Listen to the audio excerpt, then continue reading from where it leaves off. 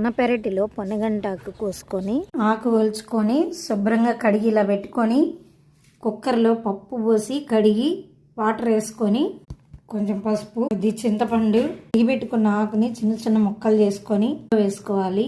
పప్పులోకి కారం కోసం ఒక 5-6 మిరపకాయలు మిక్సీ పట్టుకోవాలి. గ్రైండ్ చేసి పెట్టుకున్న ఈ కారాన్ని పప్పులో కలపాలి. పప్పుకి సరిపడా వాటర్ పోసుకోండి. ఉప్పు ముందే వేస్తే పప్పు ఉడకదు కాబట్టి ఉప్పు లాస్ట్లో వేద్దాము. ఇప్పుడు కుక్కర్ మూత పెట్టుకోవాలి. విజిల్ కాసేపు ఆగి పెట్టాలి. పప్పుకి ఇలా బుడగలు వస్తూ ఉండగా విజిల్ పెట్టండి.